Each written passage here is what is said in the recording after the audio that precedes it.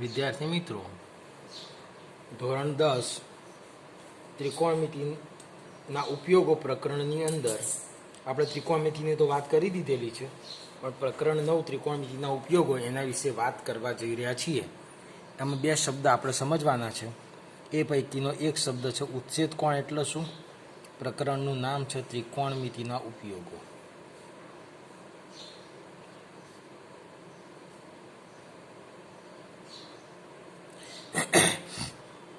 પહેલો શબ્દ આપણે સમજીશું ઉચ્છેદ કોણ, અને બીજો શબ્દ સમજવાનો છે અવક્ષેદ કોણ. તો સમજી લો, આ એક તમારી આંખમાંથી પસાર થતી ક્ષિતિજને સમાંતર એક કિરણ છે, જેને આપણે ક્ષિતિજ કિરણ કહીએ છીએ.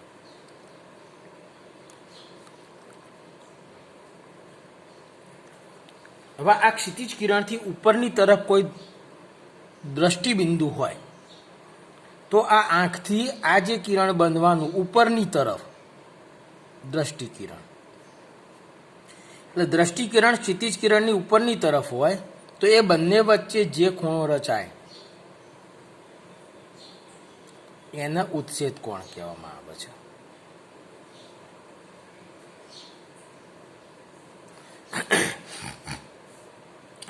તમારે કોઈ વસ્તુ ઉપર જોવી હોય તો તમારે ડોળાને ઉપર લઈ જવા પડતા હોય છે. જોજો, બરાબર છે. તો આમ સીધી જ્યારે નજર તમારી જતી હોય છે ત્યારે ક્ષિતિજ કિરણ બને છે. સમક્ષિતિજ કિરણ કહો તો પણ એ, અને ક્ષિતિજ કિરણ કહો તો પણ એ. અને દ્રષ્ટિ કિરણ જો ઉપર તરફ હોય એટલે ક્ષિતિજ કિરણથી દ્રષ્ટિ કિરણ ઉપર તરફ હોય તો એ બંને વચ્ચે જે ખૂણો મળે છે એને આપણે ઉચ્છેદ કોણ કહીએ છીએ. એની વ્યાખ્યા પરીક્ષા માટે તૈયાર નથી કરવાની, ફક્ત સમજવાનું છે.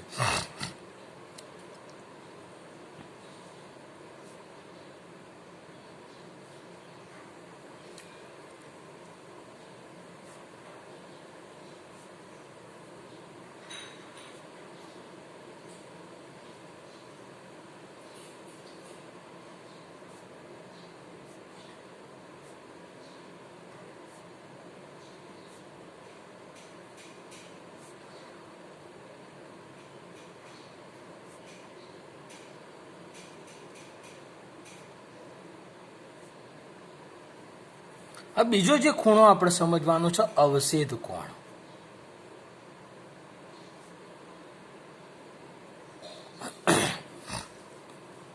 જ્યારે તમારા ક્ષિતિજ કિરણથી નીચેની કોઈ વસ્તુ જોવાની હોય,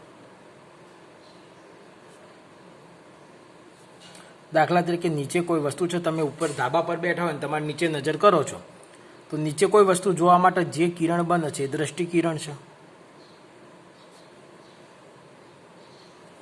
તો આ જે ખૂણો બને છે એને આપણે કહીશું અવક્ષેદ કોણ. એટલે ક્ષિતિજ કિરણની નીચે તરફ દ્રષ્ટિ કિરણ હોય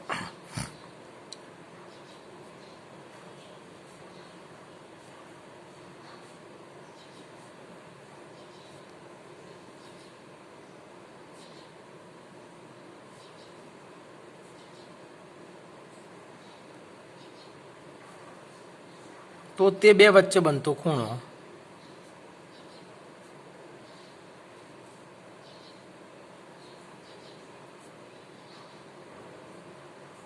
અવક્ષેદ કોણ કહેવામાં આવે છે.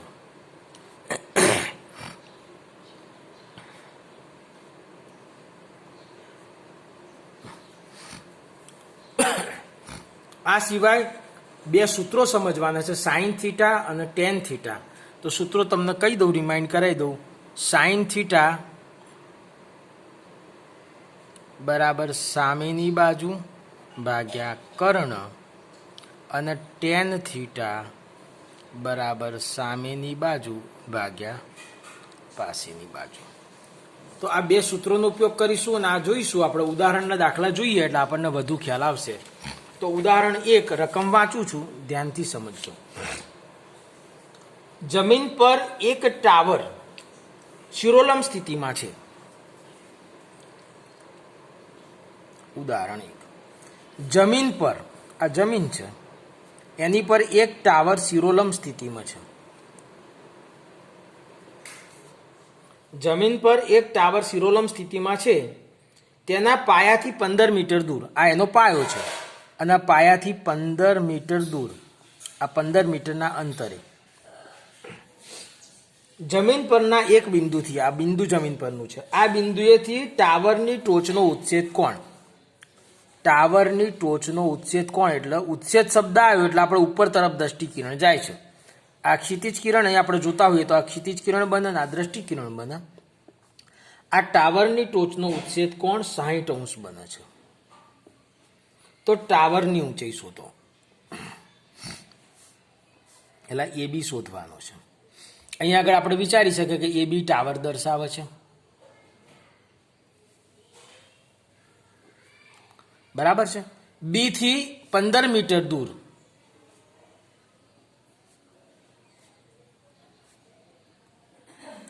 જમીન પરનું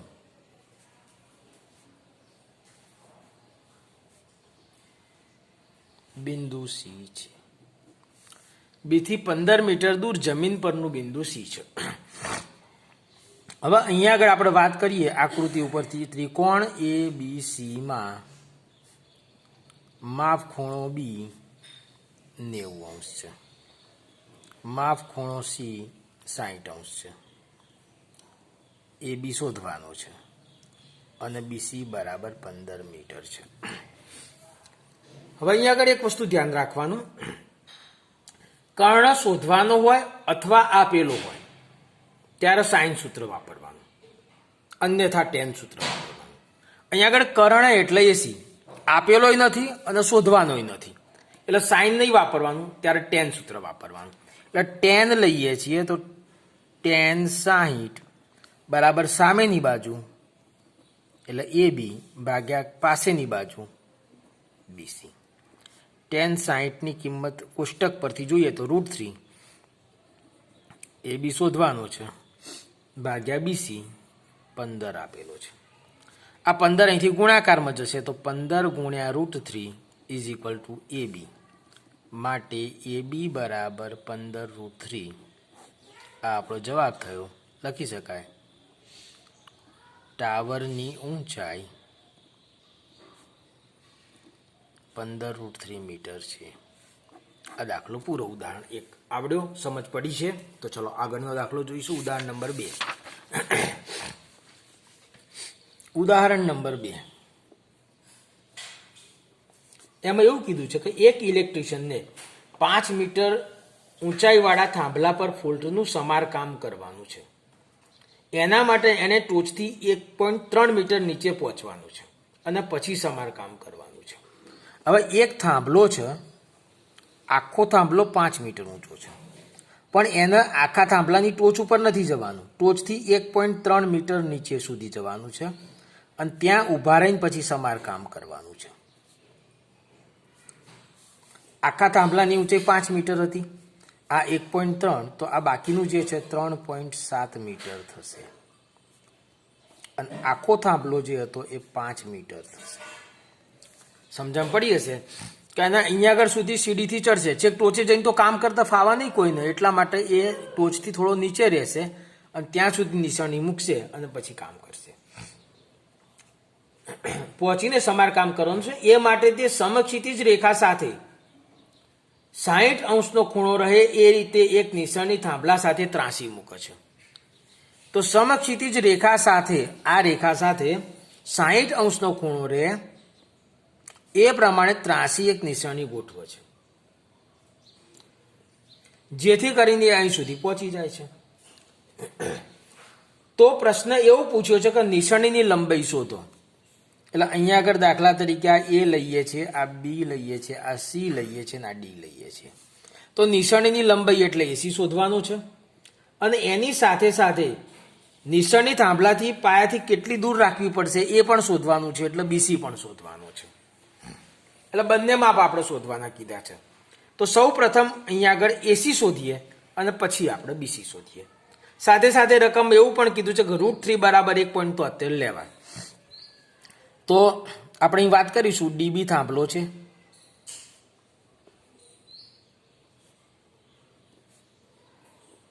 ડી થી 1.3 મીટર નીચે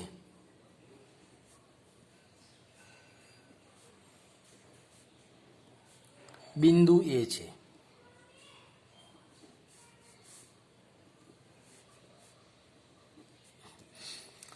એસી નિશાની છે.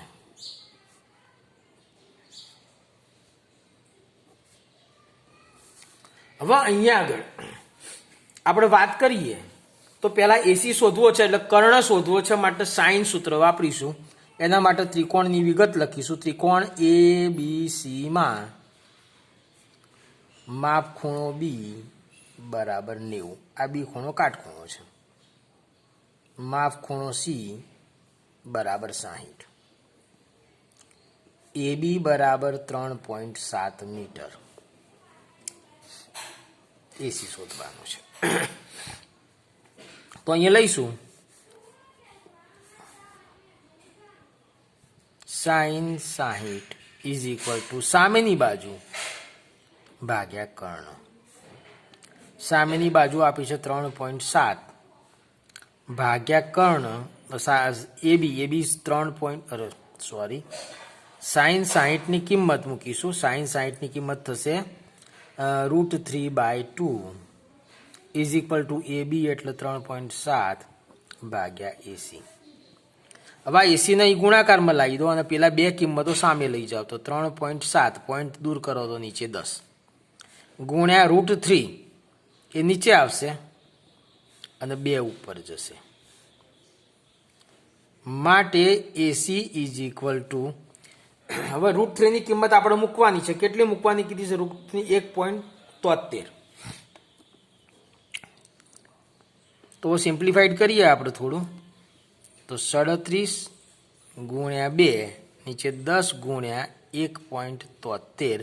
આનો પોઈન્ટ દૂર કરો એટલે ઉપર 100 મૂકી દઈએ તો આનો પોઈન્ટ દૂર થઈ જશે એટલે 173 થઈ જશે.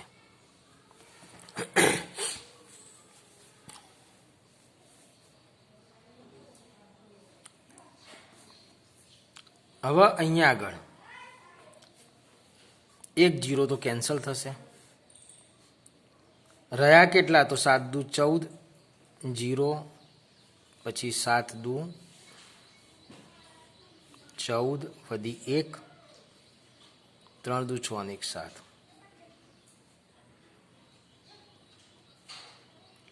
તો 740 ભાગ્યા 1.73 આનો ભાગાકાર કરશો તો 4.28 આવશે.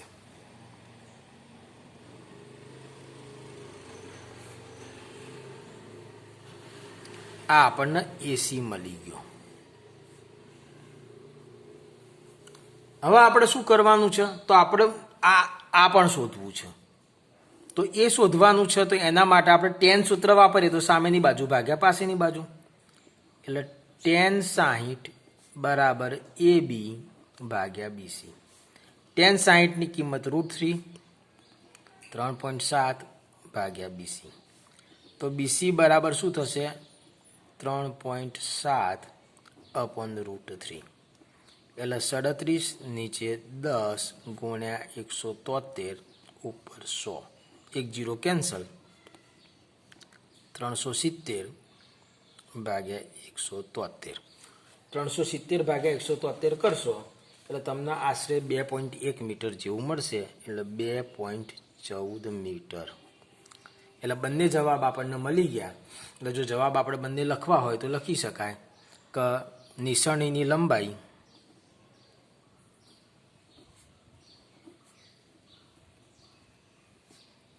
.28 મીટર તથા જમીનથી અંતર એટલે કે થાંભલાથી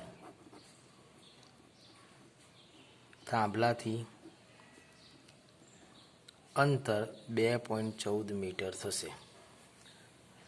આ હતો આપણો દાખલા નંબર 2 ઉદાહરણ 2. હવે ઉદાહરણ 3 ત્રીજું ઉદાહરણ જોઈએ એટલે આપણે ઉદાહરણો પૂરા પછી આપણે સ્વાધ્યાયના દાખલાઓ વિશે વાત કરવાની છે. એના જે એક દાખલો બાકી છે એ જોઈ લઈશું. હવે ઉદાહરણ 3માં એવું કીધું છે કે 1.5 મીટર ઊંચાઈવાળા એક નિરીક્ષક એક ચીમનીથી 28.5 મીટર ઊભી રહેલ છે. 1.5 મીટર ઊંચાઈવાળું એક નિરીક્ષક. આ દાખલો સારો છે, જરા ધ્યાનથી સમજજો. આ જમીન છે. હવે એક નિરીક્ષક એટલે જોનાર વ્યક્તિ જેની ઊંચાઈ આપણને આપી દીધેલી છે 1.5 મીટર. આ વ્યક્તિ આ રીતના છે, એક નિરીક્ષક ઊભો છે. હવે એની આંખથી ચીમનીની ટોચનું ઉચ્છેદ કોણનું માપ 45 છે. અહીંયા ચીમની છે.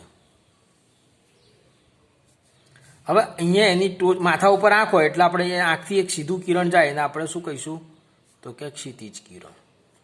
અને અહીંથી ઉપર જ નજર કરે છે અને આ જે ખૂણો બને છે 45 નો બને છે એવું કીધેલું છે. તો ચીમનીની ઊંચાઈ કેટલી હશે? હવે અહીંયા આગળ કીધું છે ચીમનીથી 28.5 મીટર દૂર ઊભો છે.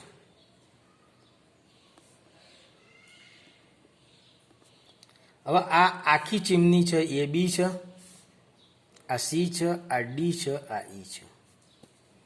એટલે અહીંયા આગળ આપણને એટલી તો ખબર પડે કે ડીઈ જેટલો છે એટલું જ બીસી થાય 1.5.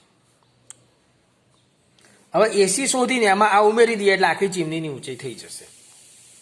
હવે અહીંયા આગળ કર્ણ શોધવાનો નથી અને આપ્યો નથી એટલે tan સૂત્ર આવશે એ નક્કી થઈ જશે. આપણે થોડું વર્ણન કરી દઈશું કે એ બી ચીમની દર્શાવે છે અને ડીઈ નિરીક્ષક છે.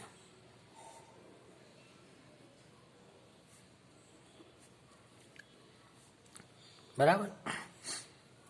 અહીંયા આગળ ત્રિકોણ ACD માં માપ ખૂણો C 90 છે અને માપ ખૂણો D 45 છે. હવે અહીંયા આગળ AC આપણે શોધવો છે અને CD આપણને આપેલો છે 28.5. તો લઈશું tan 45 = AC ભાગ્યા CD. tan 45 ની કિંમત 1 થશે. AC શોધવાનો છે, CD 28.5 માટે AC બરાબર 28.5 ને 1 વડે ગુણીએ તો મળી જશે. હવે આખી ચીમનીની ઊંચાઈ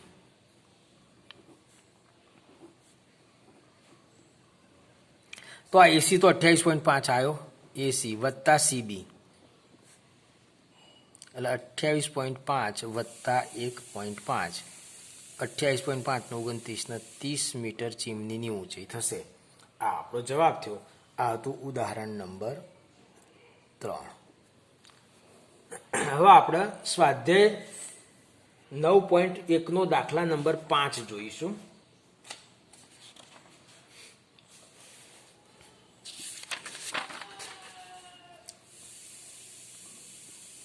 સ્વાધ્યાય 9.1 દાખલા નંબર 5. હવે જો પાંચમો દાખલો એમ કે છે કે એક પતંગ જમીનથી 60 મીટરની ઊંચાઈએ ઉડે છે. આ જમીન છે, અહીંયા 60 મીટર ઊંચાઈએ એક પતંગ છે. આ એ પતંગ છે. પતંગનું જમીનથી અંતર AB 60 મીટર છે. હવે પતંગ એકલો ના ઉડે એટલે એની સાથે દોરી બાંધેલી છે.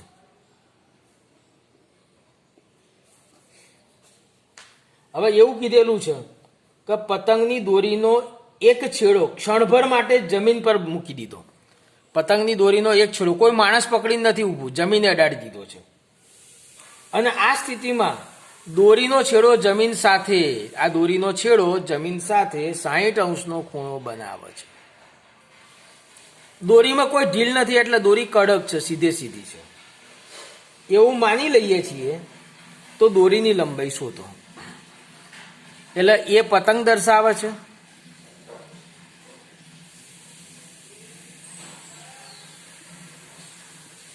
અને AC દોરી છે.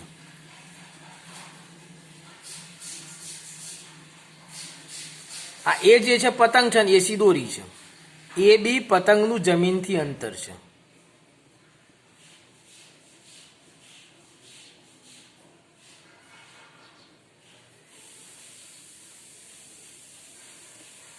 એટલે ત્રિકોણ ABC માં માપ ખૂણો B બરાબર 90° છે. બી ખૂણો કાટખૂણો છે. માપ ખૂણો C બરાબર 60° છે. સી ખૂણો 60 નો છે. તો અહીંયા આગળ આપણે શું છે, કર્ણ શોધવાનો છે. એટલે આપણે AB બરાબર 60 મીટર અને AC આપણે શોધવો છે. તો તો સાઈન 60 બરાબર AB ભાગ્યા AC. સાઈન 60ની કિંમત મૂકી દઈએ, AB મૂકી દઈએ, તો AC ઇઝ ઇક્વલ ટુ 60 ગુણ્યા 2 અપોન √3 થશે. 60 એટલે 20 ગુણ્યા 3 કરાય, અને 3ના 2 અવયવ √3 ગુણ્યા √3 કરીશું. પાછળ 2 તો ખરા જ. આ 60ના અવયવ થયા ગુણ્યા 2. આમાંથી એક √3 કેન્સલ કરીશું, તો 20 દુ 40 √3 માટે AC બરાબર 40 √3 થશે. એટલે દોરીની લંબાઈ 40 √3 મળે.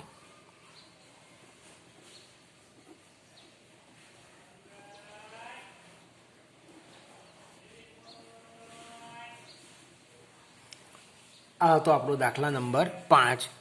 તો આટલું જ આ 2 વિડીયોમાં જે થયું એટલું તમારે તૈયાર કરી દેવાનું છે. વધારાનું કરવાની કોઈ જરૂરિયાત નથી. બરાબર? તો અસ્તુ આપણું આ ચેપ્ટર પૂરું થયું.